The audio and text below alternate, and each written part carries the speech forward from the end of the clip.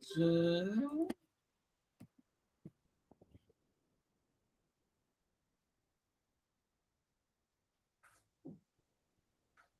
Bora lá.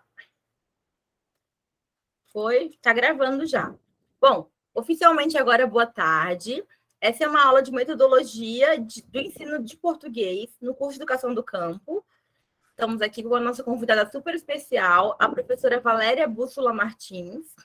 A Valéria é pós-doutora em Letras pela Universidade de São Paulo. Ela possui graduação em licenciatura pela Universidade Presbiteriana Mackenzie, graduação em Pedagogia pela Universidade Presbiteriana Mackenzie. Ela tem mestrado em Letras e doutorado em Letras pelo Mackenzie também. A Valéria tem larga experiência na educação básica. Já trabalhou como professora polivalente na educação infantil, como pedagoga, e nos anos iniciais do fundamental. E também como professora de língua portuguesa na educação de jovens e adultos e língua portuguesa nos anos finais do fundamental e médio. Além de ter atuado como revisora de textos. A Valéria faz parte de um grupo de pesquisa chamado O Discurso Pedagógico de Paulo Freire, Confluências. Atualmente, ela é professora da UPM, do Mackenzie, no qual ministra aulas do curso de Letras, Jornalismo, Publicidade e Propaganda, tendo já trabalhado nos cursos de Design e Teologia, e no programa de pós-graduação Lato Sensu de Letras. Lato Sensu de Língua e Literatura do Mackenzie também. Além de livros, capítulos de livros, artigos em periódicos, tem textos publicados em revistas e anais de congressos nacionais e internacionais, que tratam de tecnologia educacional, cultura digital, ambiente escolar e nosso tema, que é metodologia de ensino de língua portuguesa e literatura. A Valéria foi a minha primeira professora supervisora no estágio supervisionado no Mackenzie. Quando eu estava na graduação ainda, ela foi minha supervisora no estágio, que vocês vão passar logo, alguns já passaram. E é uma pessoa super querida, Mãe do Pedro, grande amiga. Então, de novo, bem-vinda, Valéria. Obrigada pelo convite de estar aqui com a gente de novo. O prazer é todo meu. Sou eu que aprendo com vocês quando eu venho aqui conversar com vocês para depois poder ouvir as histórias de experiências que vocês têm. Então, eu sempre vou agradecer esse convite, tá bom? E aí, eu vou começar falando da questão de construção de um portfólio para as nossas aulas de português, que é um processo tão importante no início, principalmente da nossa carreira, e que deixa a gente um pouco de cabelo em pé, porque leva tempo, para preparar a aula. Quando eu comecei a dar aula, eu lembro que eu ficava desesperada com esse momento, porque eu era muito lerda para preparar a aula. E a grande questão é que uma coisa é aquilo que a gente vê na faculdade, outra coisa é aquilo que a gente vai ter na prática quando a gente estiver formado e tiver de preparar efetivamente as aulas, As minhas primeiras aulas eu preparei no susto, porque eu consegui uma escola para dar aula numa quinta-feira e na sexta eles já queriam que eu fosse, E aí eu falei, meu Jesus, e agora o que eu vou fazer, Eu fui entrevistada à tarde e 7h10 da manhã eu tinha que estar na escola para iniciar a minha primeira aula da minha vida de carteira assinada, Então, foi no susto essa primeira aula da sexta-feira, eu sempre conto que eu voltei chorando para casa durante 2 semanas, quando eu comecei a dar aula. Achei que eu iria largar essas aulas, mas as coisas, graças a Deus, foram se ajeitando, E depois de um tempo você começa a ter estratégias para conseguir preparar essa quantidade de aulas. Eu não tinha material em casa, acho importante falar isso para vocês, Eu comecei a dar aula em 1998, então eu tinha pouquíssimos livros em casa, livros que eu poderia usar como exemplo, E aí eu lembro que a minha primeira postura foi começar a pedir doação de livros para todo mundo. Livros da educação básica mesmo. Você tem aí o livro que você usou? Você tem isso? Você tem aquilo? Porque muitas vezes a gente precisa até comparar os materiais, porque os materiais podem trazer abordagens diferentes, Em 98 não tinha internet, então pensa que era outra vida mesmo, não tinha como eu fazer pesquisa para achar, por exemplo, materiais na internet, né? E aí eu me lembro que eu tinha a possibilidade de ir até a biblioteca da escola e conseguir alguns livros, né? Mas em 98, por exemplo, eu não tinha celular. Então, também não dava para eu ir na biblioteca, tirar uma fotinho e ir para casa preparar a aula, né? Então, também tinha essa questão. Agora, com o passar do tempo, eu me lembro que o meu primeiro celular eu tive em 2005, tá? Aí começou a facilitar um pouquinho, né? Mas em muitas situações, eu achava um livro em algum lugar e eu tirava xerox do livro, das partes que eu conseguia, levava para casa para montar as minhas aulas, né? E aí eu lembro que num determinado momento, inclusive, eu percebi que eu tinha de encontrar até uma forma para organizar esse material dentro de casa, porque era como se fosse o meu material de pesquisa, né, para preparar essas aulas. Então, acho que logo no início da carreira é muito legal quando você já tem essa ideia de que você tem que fazer um arquivo organizado das aulas, né?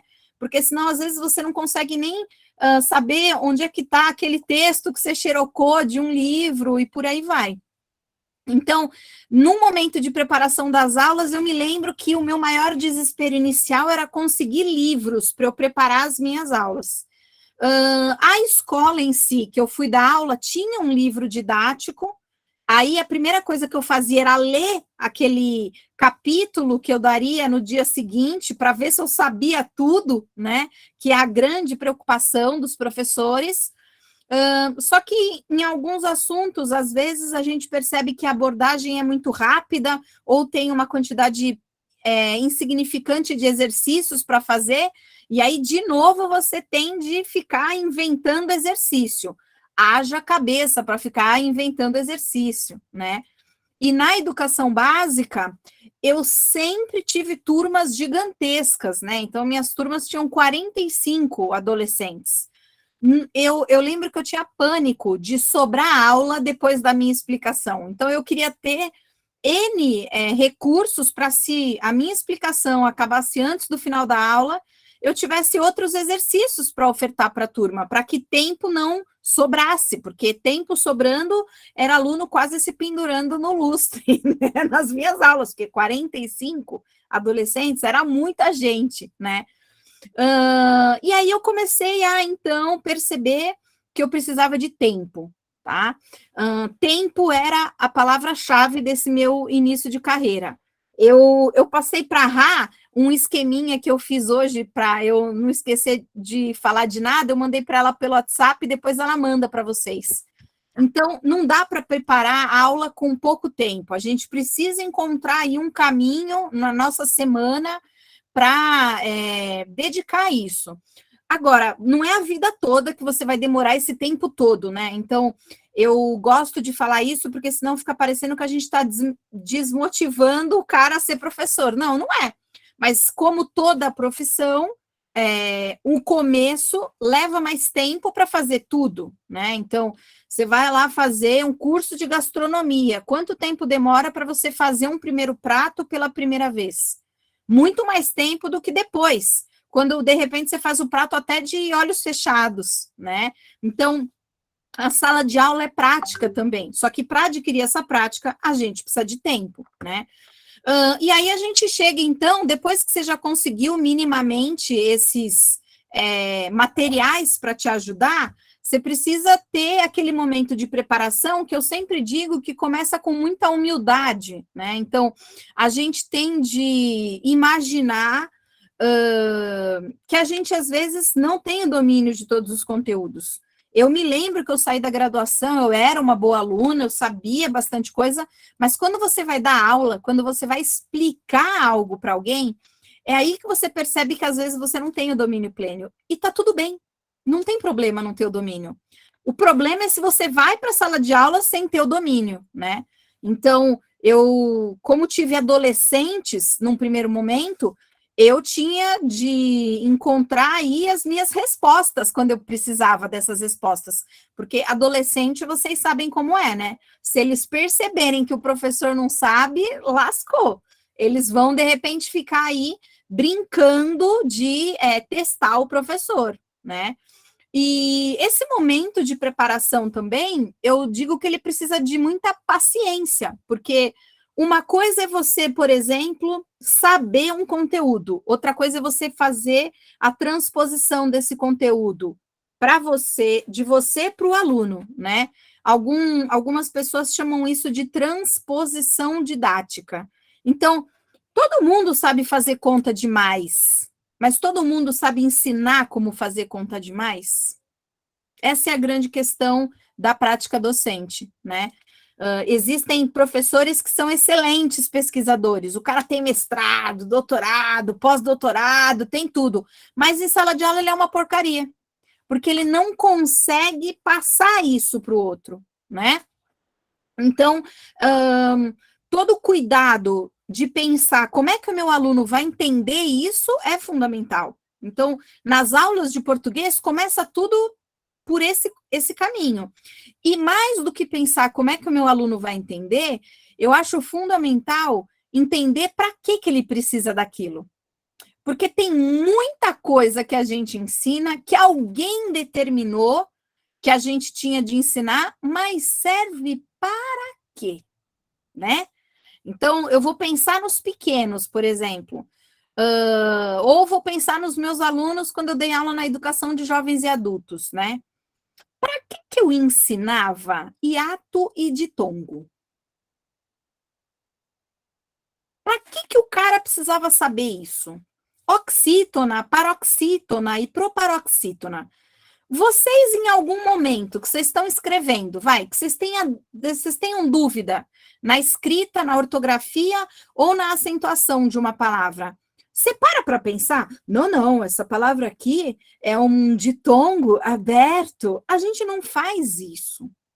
Só que convencionaram, né, no Brasil, de que a gente precisa explicar algumas coisas para as pessoas para que elas entendam. Mas, de novo, eu não preciso ensinar ditongo e hiato. Oxítona, paroxítona e proparoxítona. Tem professor de língua portuguesa que briga com o aluno porque o aluno não sabe esses conceitos, né? Agora, claro que a gente tem que ensinar ortografia, claro que a gente tem de ensinar acentuação, mas você pode fazer de outra forma isso, pelo uso, né? Então, eu posso pegar S, A, B, I, A e falar que isso pode ser o verbo sabia. Eu posso dizer que isso pode virar o adjetivo sábia.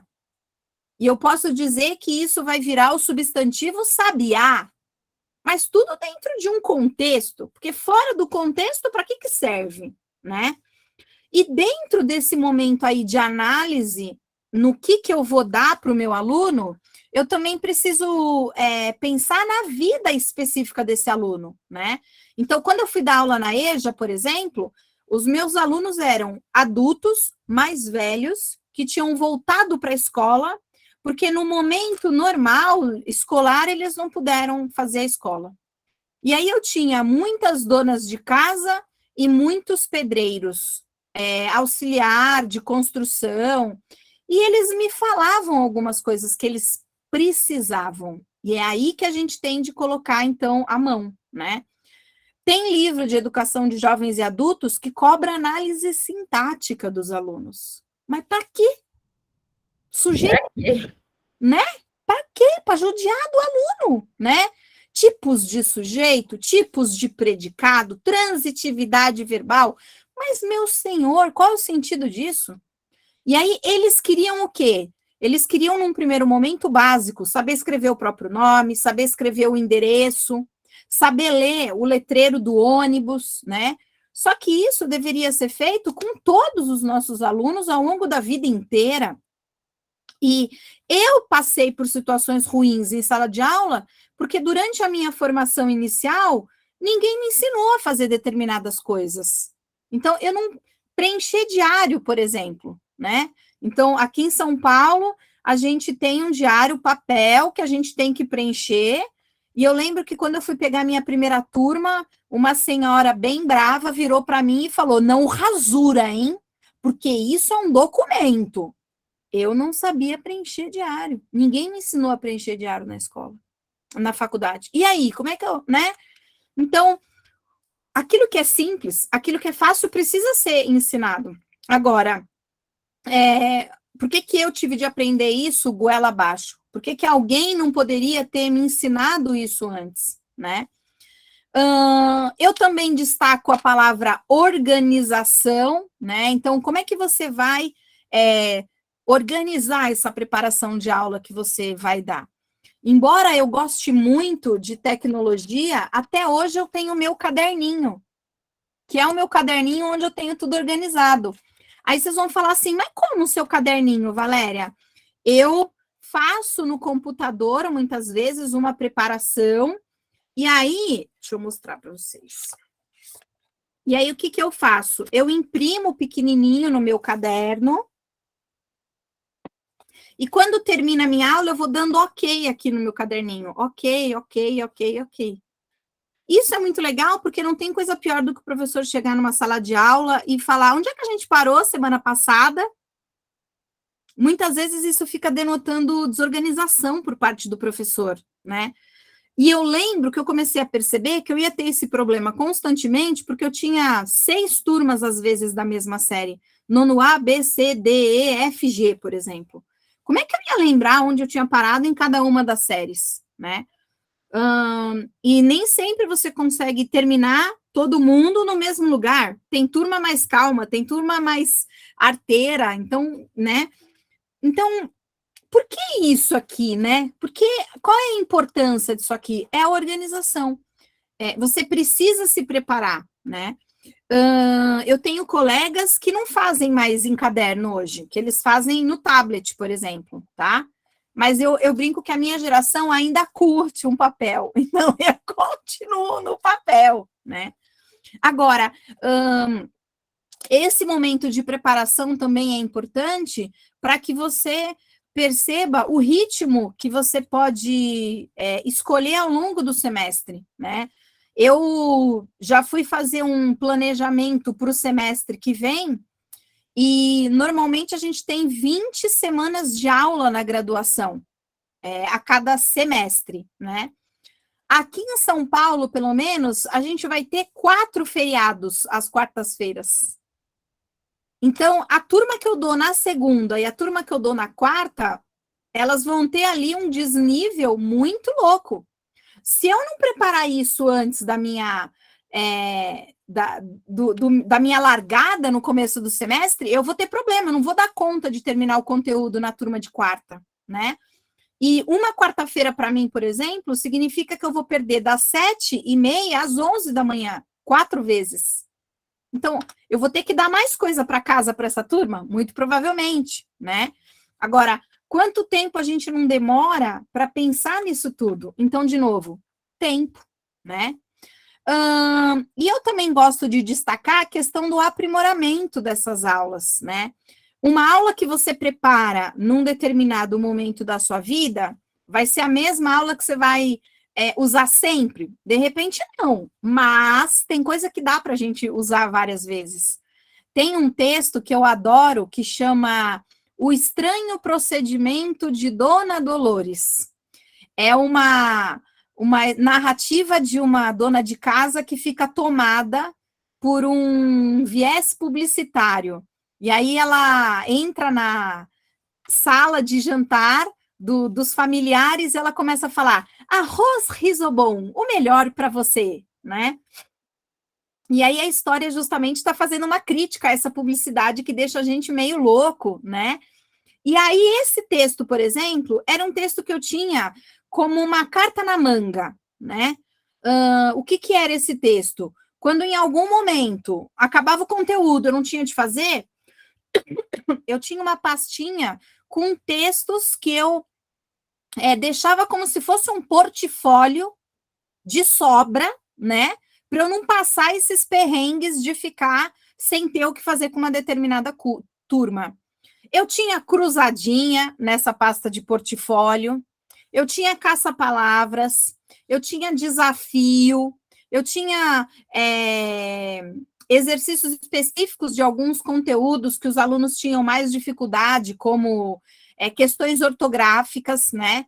Mas eu sempre precisei ter isso. Hoje em dia, eu consigo ter isso de forma digital no meu e-mail, que eu tenho uma pastinha lá para os momentos de tensão, mas quando eu trabalhava e eu estava numa escola que não tinha recursos tecnológicos, era a minha pastinha aqui, ó, embaixo do braço que eu colocava do ônibus e vamos que vamos, né? Uma outra coisa que eu também comecei a fazer, que eu achei que era legal para o meu portfólio, era montar jogos físicos para distribuir nas salas em que eu dava aula. Só que o grande problema era como que eu iria usar esses jogos em mais do que uma sala, porque eu não tinha uma turma só, às vezes, de uma turma, tinham várias. Bom, aí eu comecei a perceber que eu não podia só fazer um jogo e cortar, entregar para os alunos, eles brincavam e acabou. Eu comecei a perceber que eu tinha que ter o cuidado de fazer e encontrar uma forma para que esses jogos durassem entre uma turma e outra. E entre vários anos, porque fazer um jogo para durar um ano só era muito pouco, né? Então, eu lembro que eu comecei a comprar cartolina, eu recortava os quadradinhos para fazer cartinhas, por exemplo, mas aí, num determinado momento, eu olhei para o meu RG e aí eu falei, nossa, esse plastiquinho que a gente guarda o RG pode ser usado para eu montar, guardar as cartinhas do jogo, porque os alunos vão mexer nessas cartinhas e não vão amassar, porque tá plastificado. E por aí foi. E aí eu comecei a perceber, então, que eu podia usar o mesmo material numa outra sala. Eu lembro que teve uma época que eu trabalhava numa escola que tinha pouquíssimos recursos, e aí a escola não tinha impressora, nada. Na época era mimeógrafo. Para quem não sabe o que é mimeógrafo, olha no TikTok que vocês vão ver. Era um aparelho que a gente rodava as páginas, né? Era uma copiadora antiga, vamos chamar assim. E aí eu rodava algumas coisas nesse mimeógrafo, e depois que eu rodava e que secava, porque ela saía com cheirinho de álcool do mimeógrafo, eu colocava dentro de saquinhos. Aí eu distribuía os saquinhos para as turmas, eles faziam no final da aula, eles me devolviam os saquinhos, eu botava na minha pasta de novo, usava na outra turma, né? Então, caminhos a gente vai conseguindo, mas é na prática, né? O aprimoramento, ele só se efetiva na prática. E com criatividade, não tem como, né? Esses jogos, inclusive, depois eu percebi que eu também poderia usar em momentos de explicação de conteúdo, revisão de conteúdo, e até nas atividades que eu precisava avaliar, né? Porque às vezes as escolas ainda querem que a gente dê uma nota para os alunos, a gente ainda não fugiu dessa atmosfera, né? Então, essas questões iniciais eu acho que são basilares para os professores. E, acima de tudo, eu acho que o que eu gostaria de dizer para vocês é que a gente precisa ser humilde para pedir ajuda para quem já está há mais tempo na carreira, né? Às vezes a gente vai encontrar pessoas que vão ajudar a gente, e às vezes a gente não vai encontrar pessoas que não vão nem dar bola para a gente, né? Então, eu falei do diário, por exemplo, eu encontrei uma pessoa que um dia falou, vem cá, senta aqui que eu vou te ensinar a preencher o diário. Então, eu acho que é isso, eu acho que é troca, né? E aí você vai encontrar caminhos para fazer com que a sua prática docente se organize também. Não é só você se organizar, é a sua prática docente. Então, num determinado momento, eu comecei a pensar no local da minha casa onde eu ia guardar os meus materiais pedagógicos. Num outro determinado momento, eu comecei a pensar onde é que eu iria guardar os meus livros para ficar prático. Como é que eu iria guardar os meus jogos para que eles ficassem armazenados num lugar de um ano para o outro sem estragar, né? Eu lembro que num determinado momento eu achei que eu poderia guardar na escola, só que aí roubaram os meus jogos. Aí eu falei, puta, na escola não dá, eu vou ter que levar para a escola de ônibus depois eu tenho que voltar para o jogo, né? Para minha casa. Então, eu acho que é isso, eu acho que é uma prática diária que você vai tentando, e por isso que a gente fala que professor é tão pesquisador, porque é na pesquisa, é na busca diária de fazer de um jeito, não deu certo, faz de outro, mas no final, sempre dá certo, né? E quando não dá certo, você aprendeu, tá? Então, essa era a parte inicial que eu queria falar com vocês. Você acha... Ai, a Ana levantou a mão. Pode falar, Ana.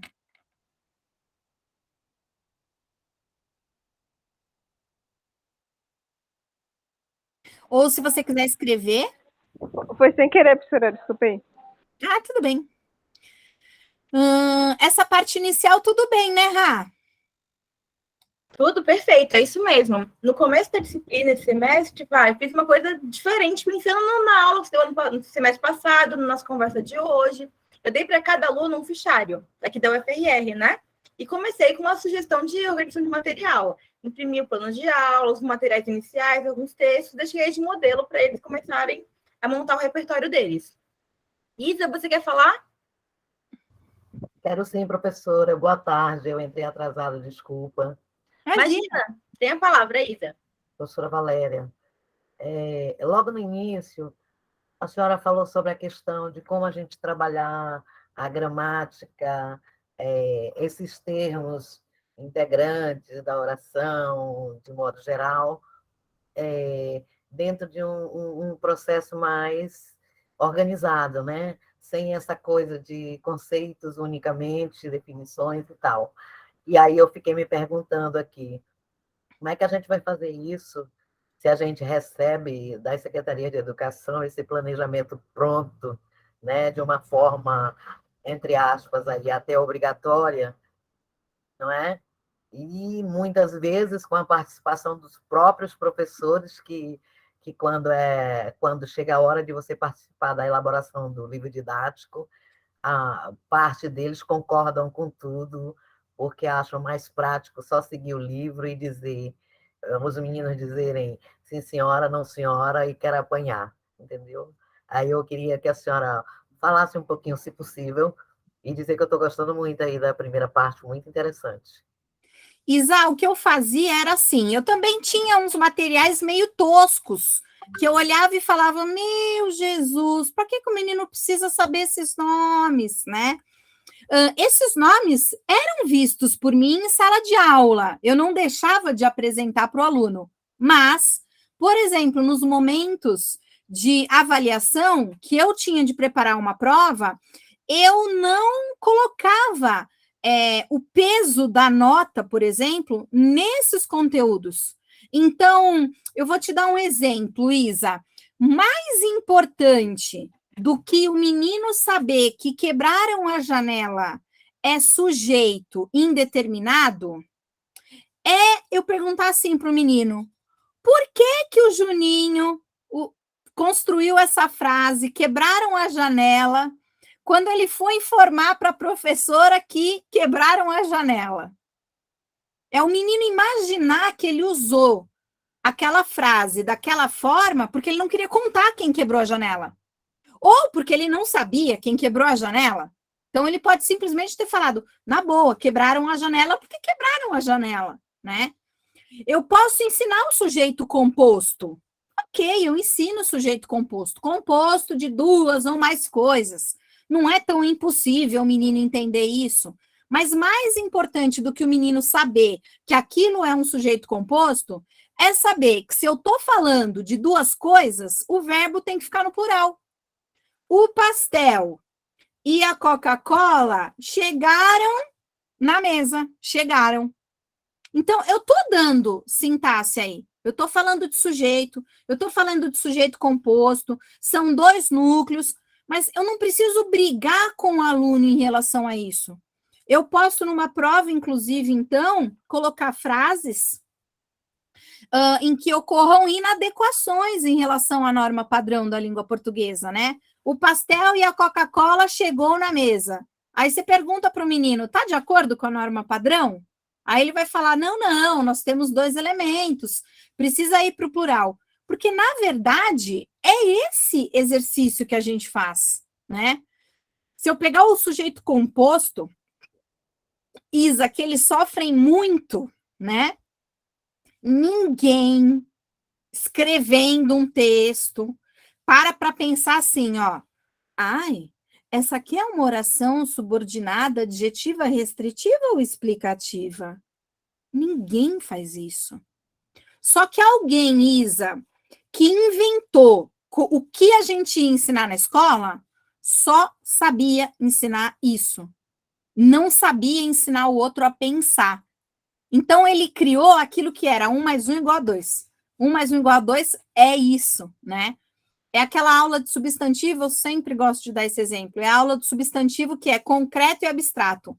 Divida os substantivos em concretos e abstratos. Só que dentro de um contexto, aquilo pode ser concreto ou abstrato, mas a gente aprendeu na escola que é uma coisa ou é outra e acabou, né?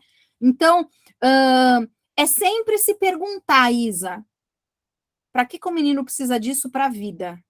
Onde que ele vai usar isso na vida dele, né? Ah, mas e lá no Enem? E lá no vestibular, ele não vai precisar disso? Não.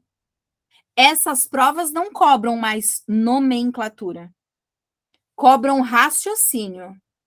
Cobram o pensamento do menino que ele tem que ler um enunciado e entender ali a construção de alguma frase. Mas não vão perguntar para ele, por exemplo, se um C é índice de indeterminação do sujeito ou partícula passivadora. Não vão mais perguntar isso. Isso era antigamente. Graças a Deus, isso não é mais feito, né?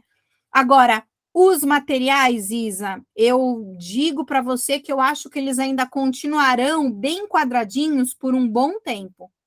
Porque fazer o diferente ainda é para poucos. Para poucos que querem pensar.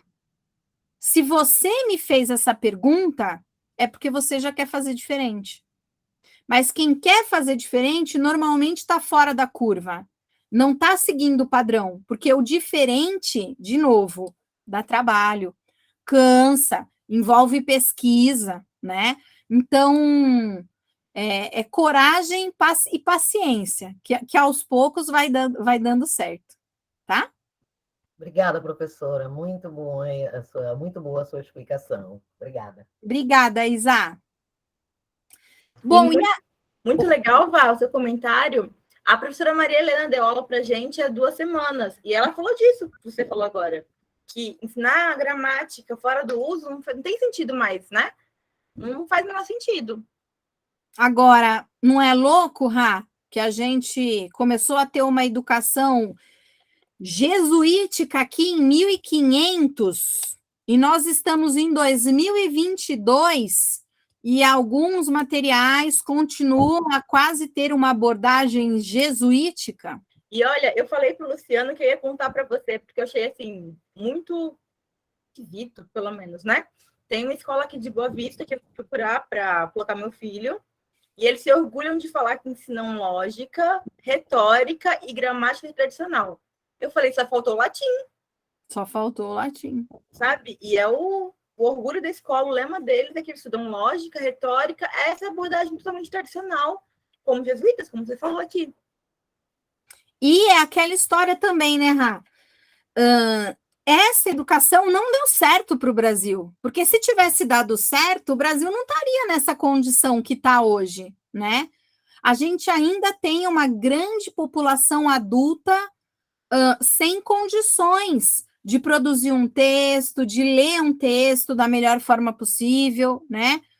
E a culpa não é dessa geração que está aí, é a escola que fez com que eles muitas vezes, né, se sentissem menores, como se eles não conseguissem entender algumas coisas. Mas espera, dá para entender tudo nessa vida? Nós somos, inclusive, pessoas diferentes, né? Então, é muito complexo quando a gente percebe que o nosso passado histórico, educacional, na verdade, nunca quis ensinar nada para ninguém, né? A impressão que a gente tem é que a gente vai para a escola para sofrer, e não deveria ser, né? É, E aí, dentro dessa parte de preparação de aula, a gente vai ter os processos avaliativos. Eu preparei a aula, eu dei a aula, os alunos fizeram um exercício, e aí vai chegar um determinado momento que eu vou ter que avaliar. Ou eu avalio todo dia, né? Então, a primeira coisa que eu gosto de falar é que existem tipos de avaliação. Então, a gente pode ter uma avaliação diagnóstica, que é uma que eu gosto de fazer no início do ano, ou no início do semestre, né? Pelo que a Rami falou, o ano letivo de vocês começou em abril, se eu não estou doida, né? Então, você recebeu ali um aluno no começo do ano. E aí, o que você faz? Já começa o conteúdo novo com ele, né? Um pouco atrapalhada essa proposta. Então, o que eu normalmente gosto de fazer? Eu gosto de fazer uma avaliação diagnóstica para entender como é que os alunos estão, porque podem existir variáveis, né? E também podem existir aquilo que eu gosto de chamar de lacuna. Algo pode não ter sido ensinado, ou não foi ensinado de uma forma que os alunos sabem fazer, né? Então, coisas básicas. Como é que um aluno vai entender um conceito de crase se ele não sabe o que é regência? Se ele não estudou os verbos primeiro, para saber que alguns verbos usam ou não determinadas preposições, né? Se um aluno não sabe feminino e masculino, ele também não pode aprender a crase. Então, há uma lógica para a gente trabalhar esses conceitos todos. Depois, também temos a avaliação formativa, né? Que essa daqui é a legal, é aquela que você dá uma avaliação para o seu aluno e você percebe se ele adquiriu ou não determinadas habilidades, né?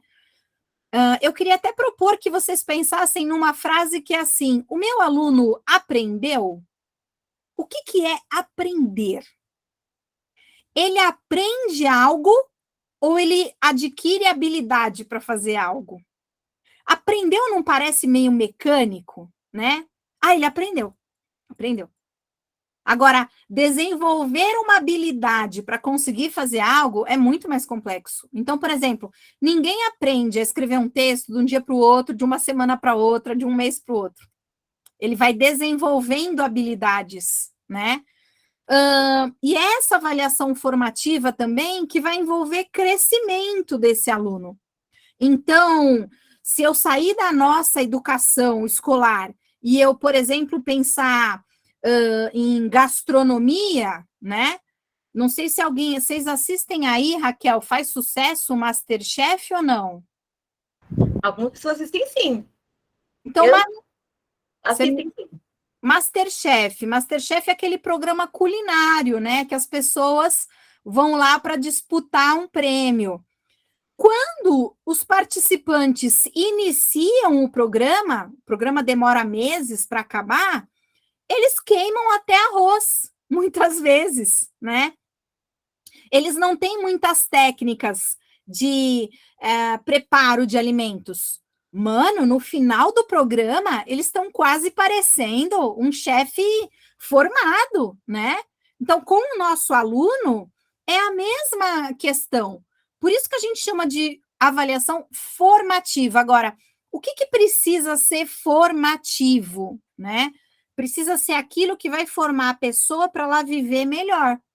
Eu acho que da outra vez que eu estive com a Rá, eu falei para ela da questão de ensinar o aluno a fazer currículo, né? Hoje, inclusive, no TikTok, estava rolando um vídeo de uma mulher que fez um currículo à mão. E ela escreve no currículo: sei que algumas pessoas vão me zoar porque o meu currículo está à mão, mas era o único jeito que eu tinha de fazer um currículo. Ela fez. Então, essa mulher precisa ser valorizada. Agora, nem sempre os alunos sabem fazer currículo. Aí o aluno se forma, vai procurar um emprego e não sabe fazer um currículo. O aluno, às vezes, não sabe se portar numa entrevista de emprego. Se imagina que o aluno sabe. Será que todas essas meninas que estão aqui hoje saberiam se portar numa entrevista de emprego para virar professora de uma determinada escola? Boa pergunta, gente. Bora responder para a Valéria?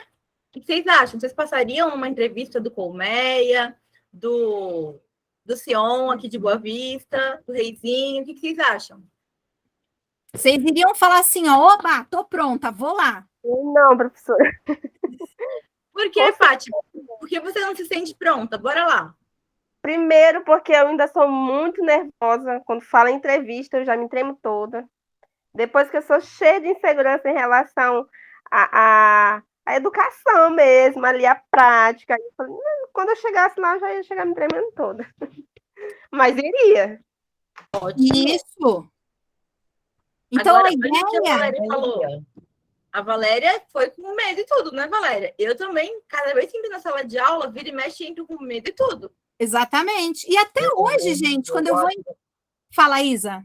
Eu estou dizendo, eu também iria. Eu gosto do desafio. Então, podia até não ficar, mas que eu ia fazer o impossível e ia me virar para ficar. Até porque a primeira vez que você vai fazer algo é muito estranho. Você não tem noção de nada. Aí, minimamente, se não deu certo, alguma coisa você aprendeu. Pronto, já serviu.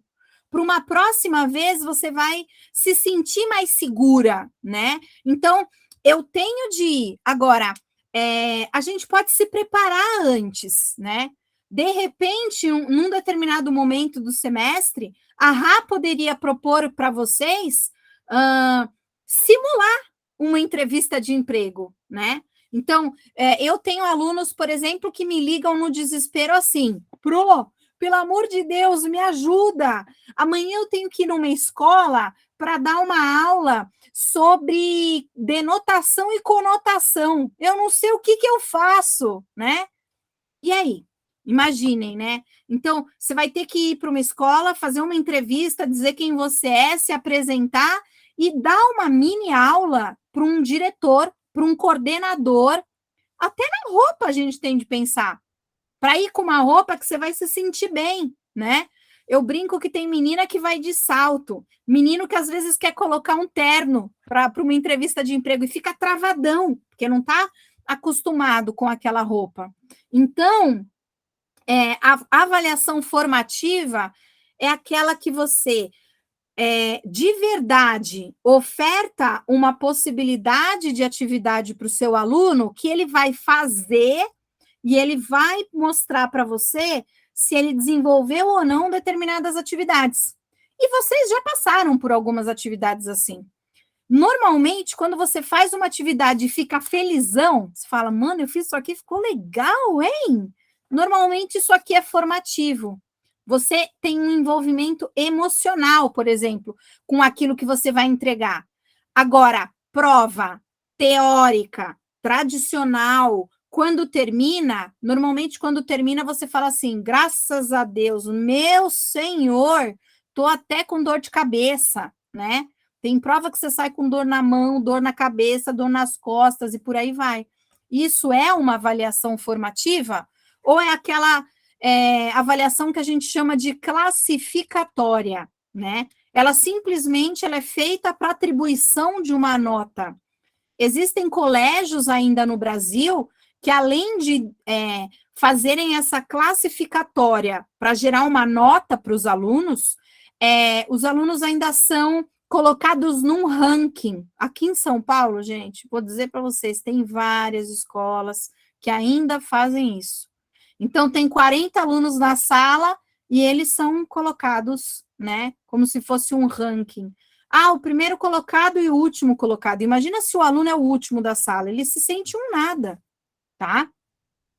E ainda quando a gente fala de avaliação, é importante pensar, eu faço avaliações pontuais, eu marco um dia para fazer avaliação, ou eu faço uma avaliação contínua, né?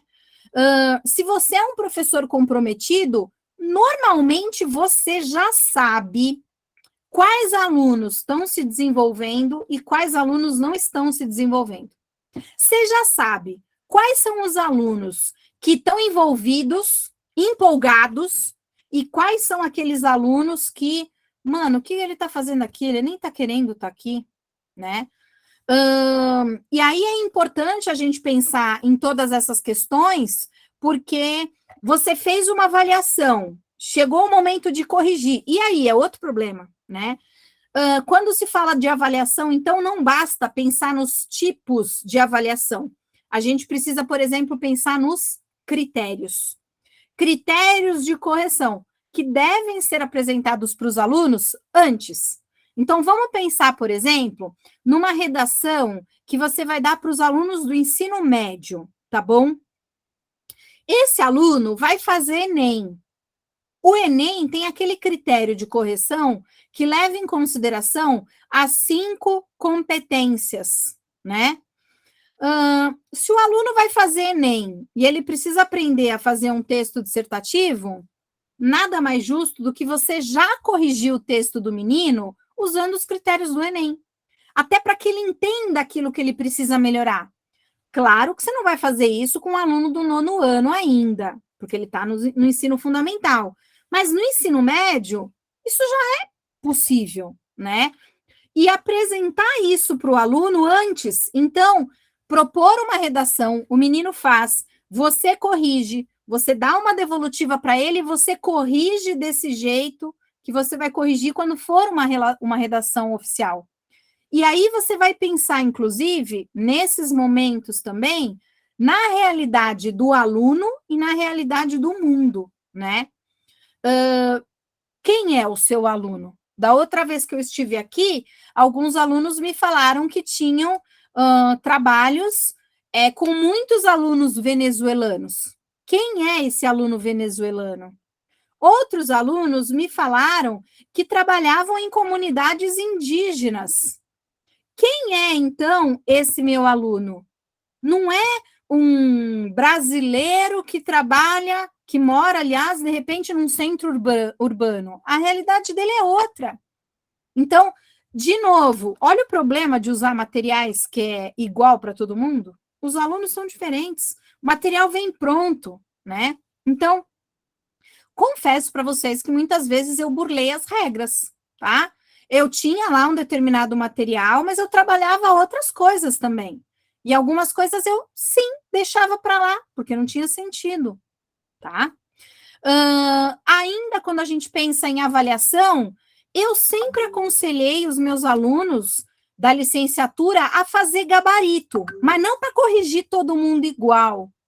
Fazer um gabarito para você já ter uma ideia daquilo que você poderia esperar do seu aluno. Não é o certo e errado. É o que você acha que você vai ter como resposta, tá? E aí, por que isso é legal também? Porque tem professor que faz prova gigantesca, né, amores?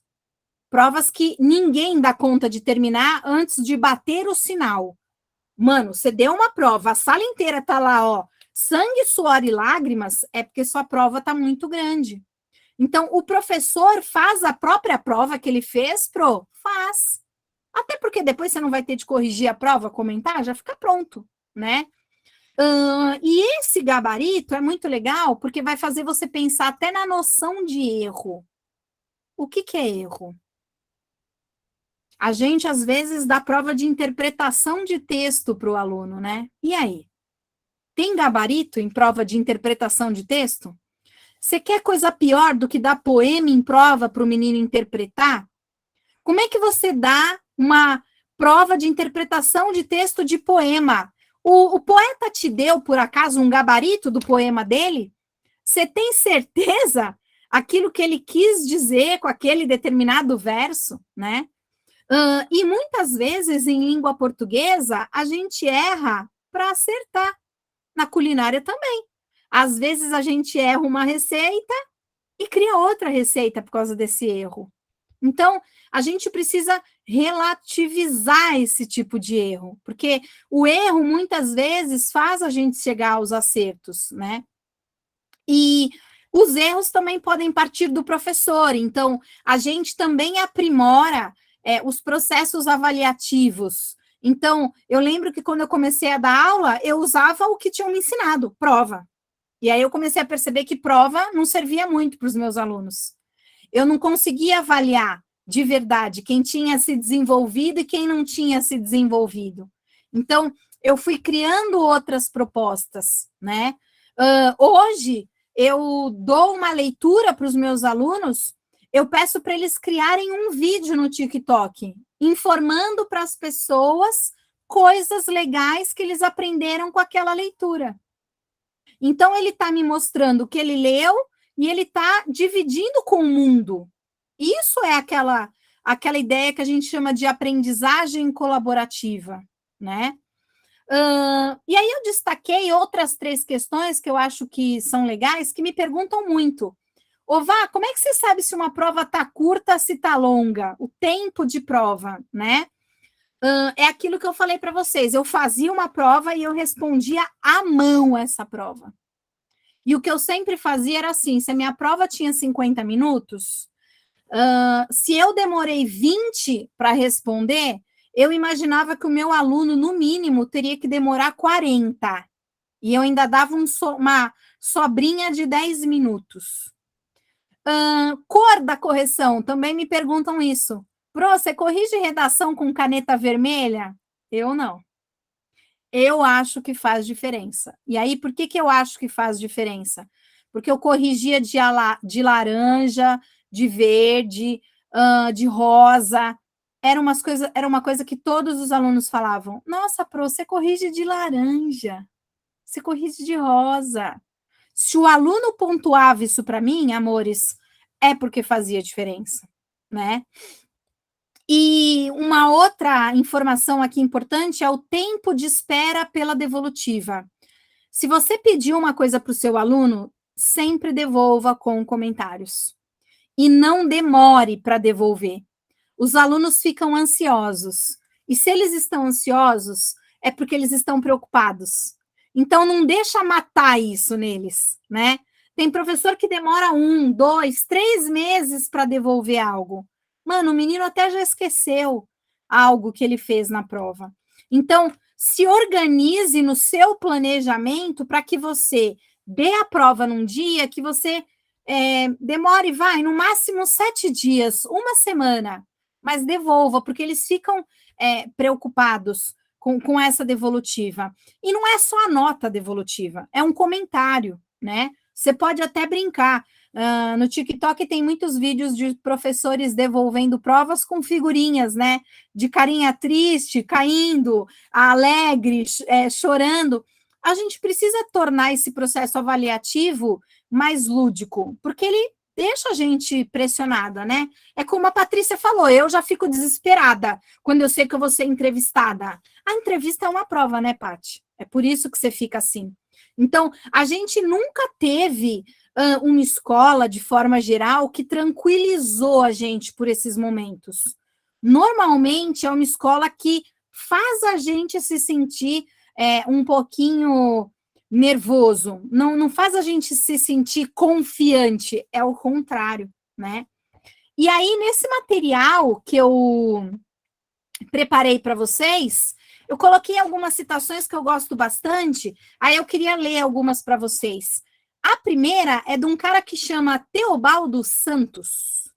O Teobaldo Santos, ele diz assim, ó, ensinar não é transmitir dogmaticamente conhecimentos, mas dirigir e incentivar com habilidade e método a atividade espontânea e criadora do educando. Olha que legal ele fala aqui, então, que ensinar é dirigir, incentivar para que o aluno se desenvolva, tá?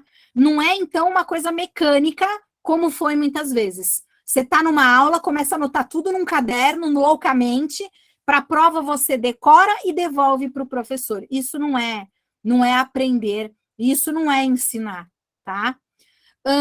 Tem um outro teórico que fala sobre avaliação, que é o Cipriano Lucchesi, que ele fala assim, ó, o professor normalmente não está interessado em descobrir quem sabe o que foi ensinado, mas sim quem não aprendeu.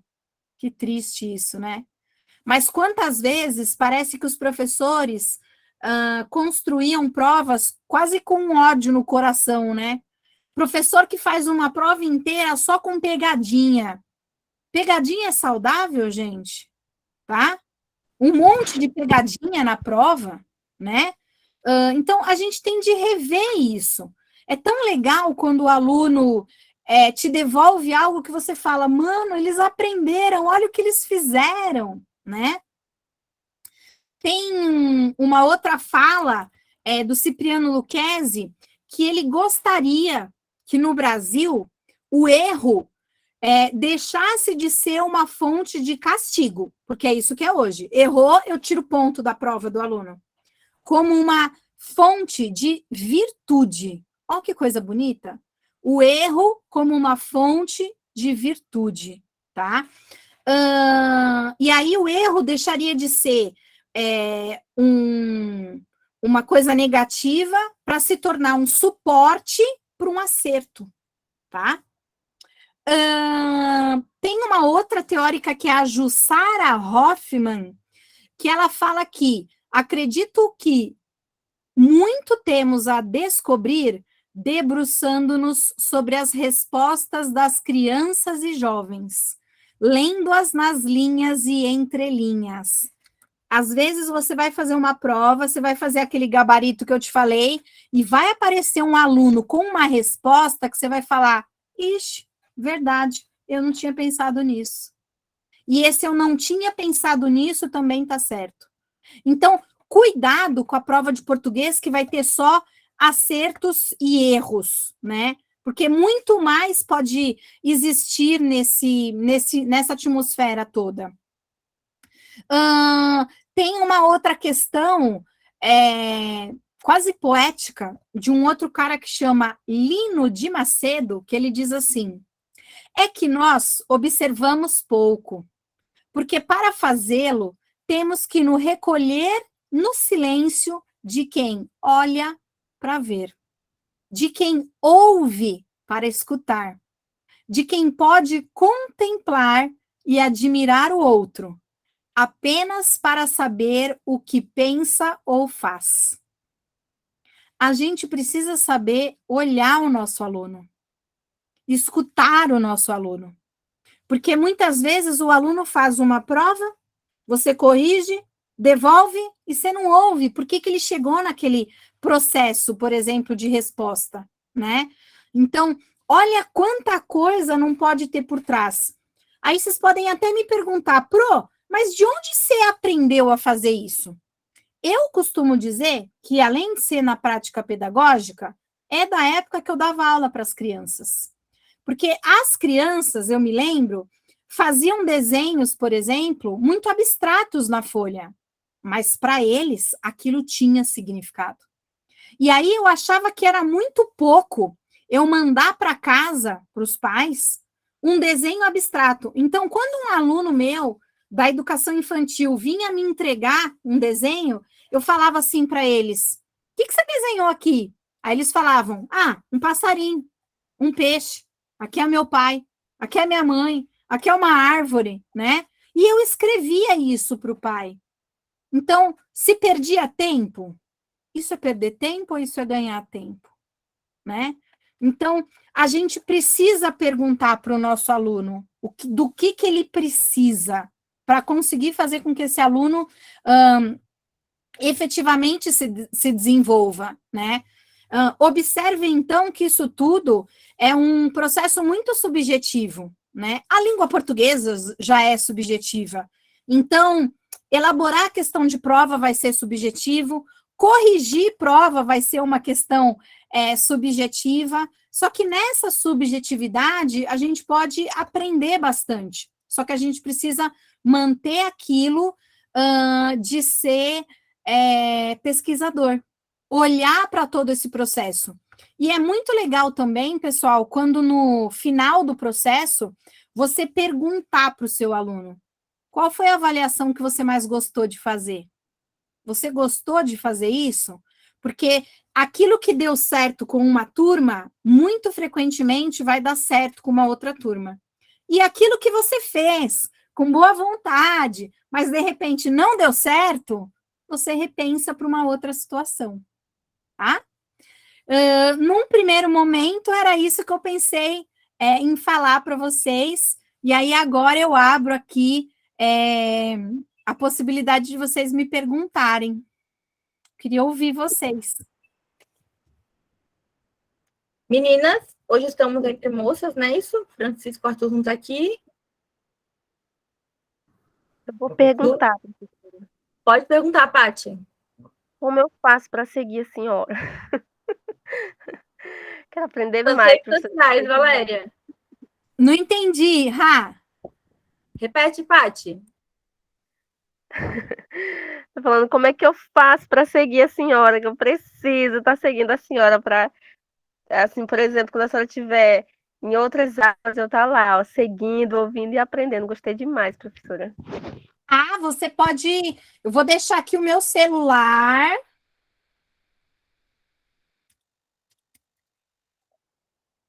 E deixa eu ver aqui o meu... Vou deixar o meu contato, porque quando eu estou dando aula em alguns outros lugares, eu posto no Instagram. Aí você consegue me ver. Ó, Valéria Martins no Instagram. Não, tem um arroba, né? Arroba. Valéria Martins 77. E assim, Paty, foi preparar uma aula, vai fazer uma entrevista numa escola, né? Você tem uma professora maravilhosa que é a Raquel, mas precisou de mim, é só me mandar mensagem. A gente está longe nesse Brasil grandão, né? Roraima é bem longe de São Paulo, mas a gente está perto de coração. Então, eu estou à disposição de vocês quando vocês precisarem, tá? E eu volto para conversar com vocês em outras situações, é só a Rá me chamar, né? Tem muita coisa para a gente falar de avaliação, né? Uma das grandes questões que sempre me preocupam é avaliação de leitura. Como é que eu avalio leitura dos meus alunos, né? Então, eles leem bastante coisa na escola, como é que eu avalio? Quando eu comecei a dar aula, era prova do livro. A Raquel também deve ter feito muitas provas do livro na vida, né? E aí perguntava qual é a cor da camisa do protagonista.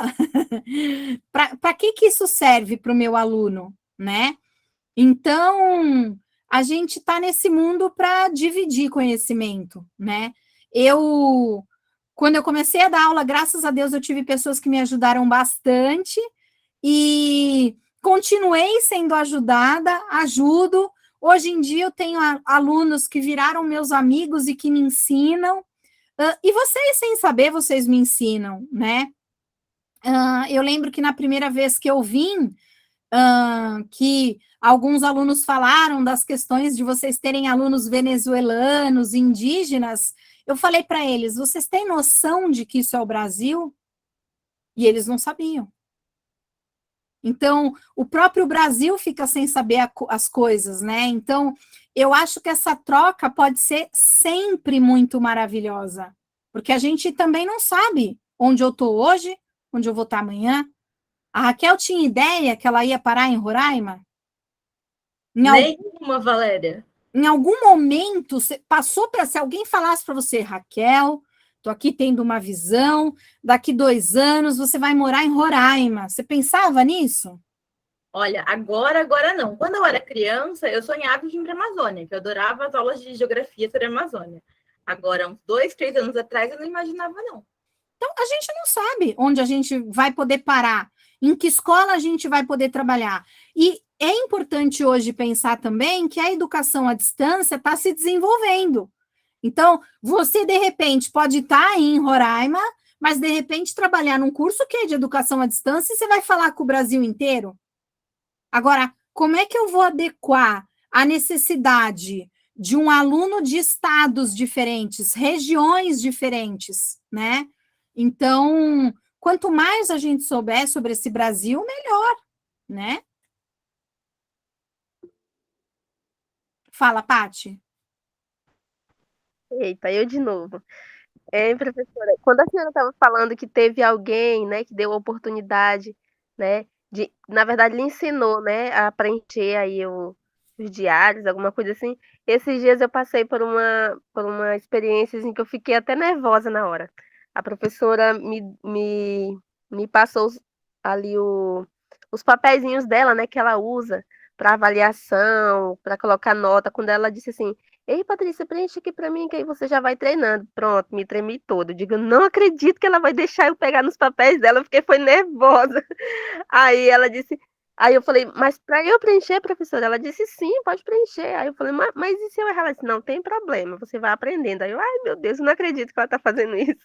Então, eu achei muito interessante, assim, porque eu falei, poxa, estou na aula dela, com os alunos dela, e ela vai me dar os papéis dela para eu preencher. Eu fiquei muito feliz, assim, mas aí eu preenchi, tem até umas coisinhas que eu fiquei tremendo, professora. Sério, eu fiquei muito, muito, muito feliz na hora. E é assim, quando a gente encontra alguém que dá oportunidade, a senhora falou da professora Raquel, um monte de gente já tentou fazer comigo, né? Eu tive uns processos estranhos aí na vida durante essa pandemia, mas a única professora que, com as palavras dela, conseguiu, né? Tô até com 2 livros da professora Raquel aqui para eu ler, conseguiu, assim, uma brechinha comigo foi ela, né? Então a gente já conversou um pouquinho a respeito do TCC, né? Que eu ainda não tinha conseguido falar nada com ninguém, mas assim, da minha maneira, na minha lerdeza, que nem eu digo para ela, professora, eu tenho dificuldade com leitura, né? Tenho muita dificuldade com leitura, né? Acredito que isso vem muito da base, né? Da maneira em que eu fui criada, né? Envolve tudo, questão social, né? Questão financeira mesmo. Então hoje eu tenho muita dificuldade, mas ela conseguiu aí uma brechinha comigo. Eu estou com os livros dela aqui, lendo devagar, mas estou lendo, professora. Então, realmente, a gente tem uma professora assim que incentiva muito. Eu tinha outra visão dela, né? Mas aos poucos eu tô indo. Empurrada aí, mas estou indo. Então, Porque a Rá é a professora que veio de São Paulo. Né? Sou estranha. Na educação do campo. Imaginava ter Roraima, não. E muito mesmo na educação do campo, hein, professora Raquel? É verdade, porque é uma outra abordagem, né, Patrícia? A gente tem que pensar aí no que está acontecendo. Estou aprendendo muito com vocês. A gente começou agora um grupo de pesquisa, práticas sociais de letramento literário aqui. Que legal! Nosso primeiro encontro, fica aí já o convite para vocês. Vai ser segunda-feira, dia 5. 4 horas da tarde, horário aqui de Roraima, 5 horas, horário de Brasília. Para discutir, assim, como é que se trabalha literatura na educação do campo? Como é que se trabalha letramento literário na educação do campo? E é verdade, Patrícia, é um desafio para mim, para vocês, essa parte toda de contexto, de jeitos diferentes de aprender, de falar. E a Patrícia, ela tem uma coisa específica, assim, ela tem uma força de vontade. E a Patrícia é mãe de 2 filhos pequenos. E a gente sabe o que é ser mãe de 2 filhos pequenos, sabe o que é ter filho pequeno.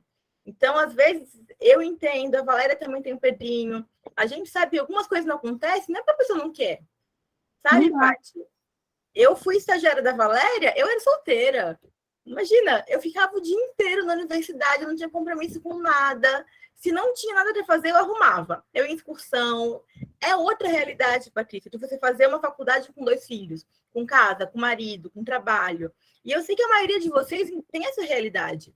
A maioria de vocês trabalha, tem casa, alguns têm netos, filhos.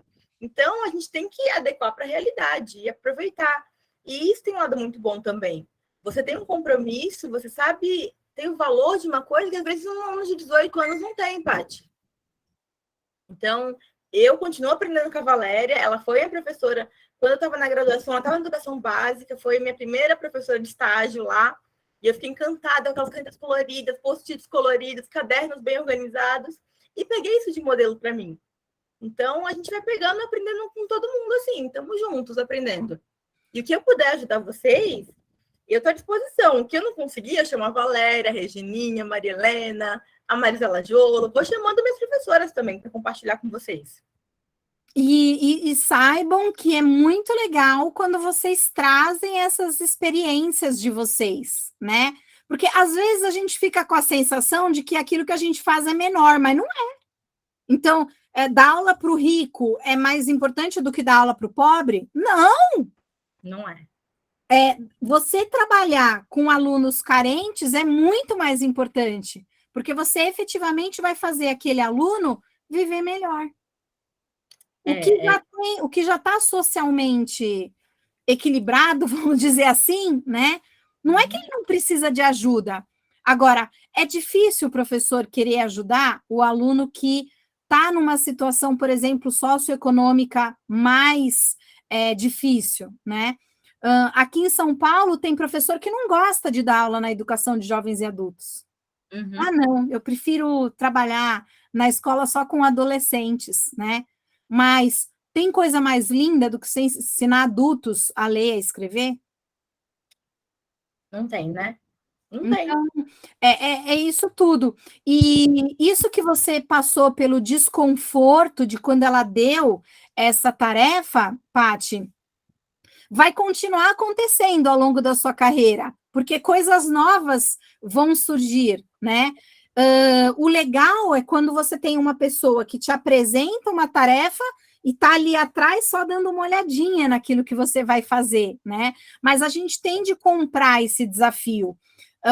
No estágio, eu lembro que teve uma professora que pediu para eu dar uma aula, mas ela não pediu para dar uma aula no susto no dia que eu cheguei lá. Ela falou, olha, semana que vem você gostaria de dar uma aula, né? Óbvio que eu estava com medo, eu nunca tinha dado uma aula, mas aí ela me deu uma semana para preparar, me deu um conteúdo. Aí eu falei, não, eu acho que eu consigo, né? Fui lá, bem atrapalhada, mas fui. Então, é isso, se colocar numa situação que não é tranquila no começo, mas falar, peraí, vamos lá que eu vou tentar. Eu vou ter tempo, eu vou ter planejamento, eu vou ter humildade para ver se eu sei tudo aquilo que eu preciso saber para aquele momento e seguir. É isso mesmo. E vou dizer que esse sistema de aprendizado, pelo menos vira e mexe, eu entro na sala de aula, será que vai dar certo? Vamos tentar, vamos ajustar. Não tem garantia, Paty, não tem garantia. Ah, eu dou aula desde 2010, regularmente. Estou há 12 anos dando aula. Mas não tem garantia nenhuma. Já dei aula no nível superior, no fundamental, no infantil, mas não tem. A gente vai tentando, cada aluno é um aluno. E a gente fica muito feliz no final da aula. A gente fica muito feliz de ver que alcançou 1, 2, 3, mais alunos, né? E, Rafa, vocês estão no remoto? Estamos no híbrido. Tá assim, ó. Como a educação do campo, muitos alunos moram no interior. Então, vem para a capital, fica no alojamento da universidade. Então, são 2 ou 3 semanas presenciais, porque varia de turma para não ter aglomeração, e as outras remotas. Entendi. Então, estamos no revezamento, assim, para o híbrido. Oi, Paty, pode falar. A professora também, eu achei bem interessante. O que a senhora falou, eu vivi na prática lá com ela, né? Ela disse, olha, Patrícia, tipo, esse conteúdo aqui, a maneira que eu vou aplicar ele nessa turma, não funciona com a turma X. Aí ela foi me explicando, né? Olha, a turma X tem uns alunos mais assim, aí foi explicando direitinho, eu achei interessante. Eu digo, olha, depois eu ia colocar tudo igual. Ela disse, não, se for para aplicar com aqueles alunos ali, não vai funcionar. Então, para eles, a gente usa outro método. Eu falei, olha, que interessante. Eu fui anotando, fui pontuando tudinho. Mas é muito interessante. A aula dela, eu gostei muito da aula da professora lá. Eu passei, eu acho que 2 semanas acompanhando ela. Mas eu aprendi umas coisinhas bem interessantes que a senhora falou aí. E às vezes você vai preparar uma aula, preparar uma atividade toda felizona, você vai para a escola, você vai falar, nossa, hoje vai ser sensacional. Aí você faz lá o negócio, dá tudo errado. Você fala, mano, deu tudo errado, né? Mas deu tudo errado? Não. A gente tem de criar aquele processo de tomar cuidado com o conceito do erro. Não deu errado. Aconteceu, mas de outro jeito. Por isso que a gente chama de planejamento. Planejamento não é execução, é o planejamento da execução. Então, talvez numa outra situação, você vai perceber que aquele jeito inicial que você tinha pensado, nossa, eu tinha achado que ia dar certo, mas claro que não ia dar certo. Você não aplicou, né? E ela falou sempre também da gente ter sempre uma atividade extra, né? E também tá preparado para outra coisa que também aconteceu. Ela tinha ali o planejamento dela, só que quando a gente chegou na sala, os alunos estavam com outro questionamento, aí tiveram que chamar como é que eles chamam? Esqueci agora, alguém para ir lá conversar com eles, né, em questão do furto que tinha acontecido lá dentro da sala, e tava uma questão grande lá dentro. Aí ela teve que parar, e teve que conversar, mas eu achei interessante como é que ela conseguiu, depois que tudo isso aconteceu, sobrou pouquíssimo tempo, ela ainda conseguiu aplicar o conteúdo que ela tinha levado. Eu falei, meu Deus, eu ficaria toda enrolada aqui, mas aprendi, né? Ela disse, olha, tem que preparar, né? Por exemplo, sobrou um tempinho, então você tem que ter uma atividade extra. Ou se só faltar menos tempo ainda, que nem foi o caso desse dia, né? Que eles, quando chegou na sala, eles já estavam lá, nossa, eufóricos, quase puxando o cabelo um dos outros lá dentro, né? Por causa desse acontecido. Mas foi interessante, olha. É isso mesmo. Isa, você quer falar? Sim, professora. Pode falar, Isa. Obrigada. Eu quero falar para a professora Valéria, porque eu sei que daqui a pouquinho já vai acabar, então eu quero dizer que eu gostei muito da sua apresentação. A forma como você expõe as coisas para a gente é muito claro, é autoexplicativo.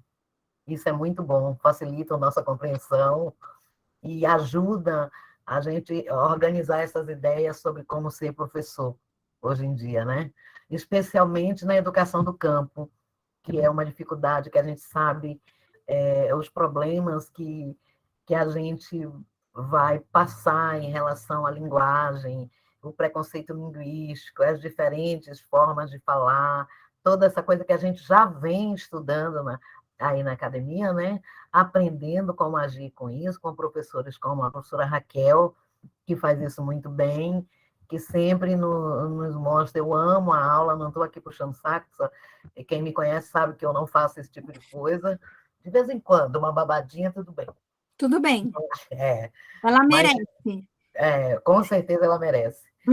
É uma batalhadora que vai com a menininha, que se vira, eu acho incrível isso. Mas eu também quero aproveitar e dizer que se a Paty tem 2 filhos pequenos, eu tenho 5 netos. Olha lá. Tá vendo? Olha Então, isso, Isa. olha, já quero me aproveitar para atrasar alguma coisa, fazer isso, tá vendo? Isso é um absurdo.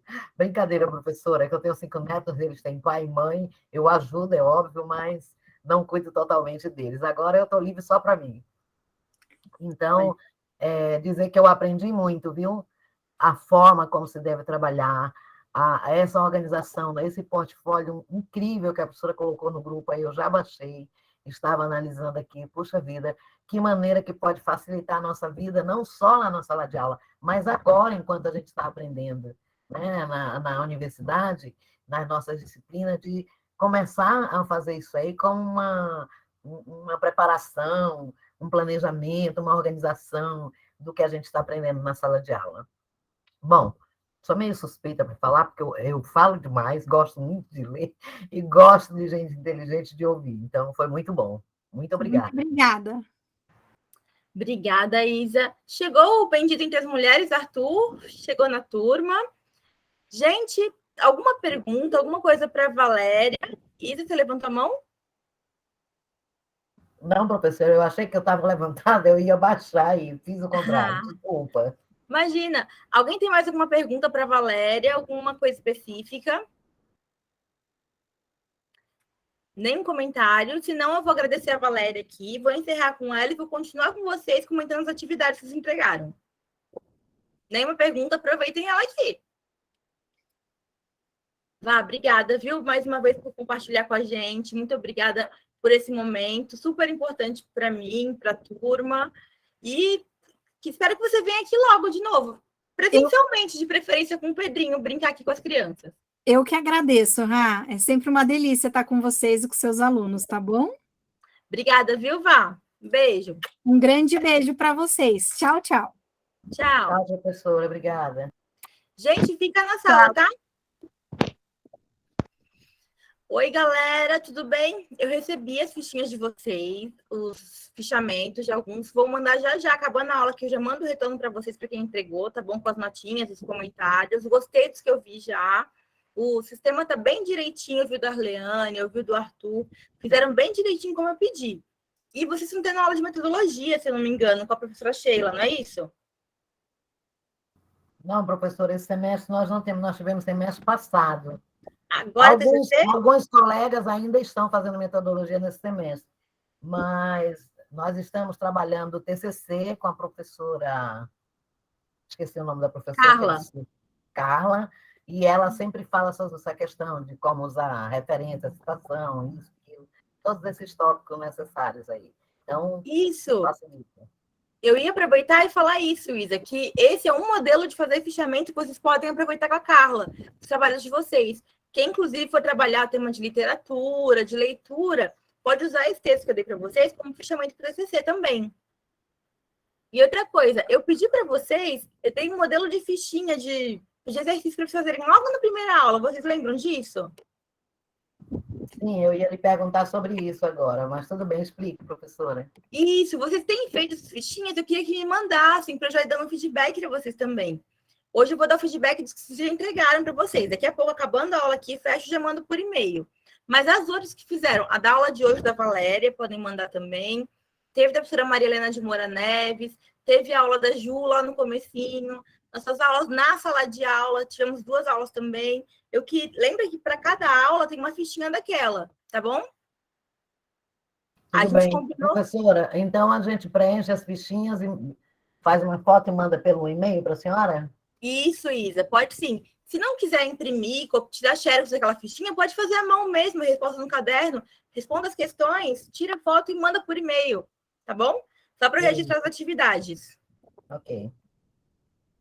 Porque lembra, gente, nosso período de aula é manhã e tarde. Aí eu combinei com vocês que nossos encontros seriam à tarde, tempo comunidade, e de manhã fica para fazer essas atividades, fica para completar isso, se organizarem bem. Tá bom, professora. É que a gente também está na correria com estágio, com fichamento de TCC. É tudo isso, Isa. Os projetos, essa correria toda, entendeu? Eu imagino. Eu vou enviar essa semana ainda as minhas fichinhas. Isso, eu vou aproveitar que eu vou encerrar agora a aula. Faz a aula de hoje já, que tá fresquinho, que não tem problema, rapidinho já faz, tira foto, entrega, tá bom? Quem quiser tirar foto e compartilhar no grupo do WhatsApp, que achar que é mais fácil, pode mandar também. Eu acompanho por lá. Aproveita que ela tá fresquinha aqui e já manda, tá bom, gente? Eu vou encerrar aqui a gravação. Vou compartilhar daqui a pouco com vocês a gravação pelo YouTube também.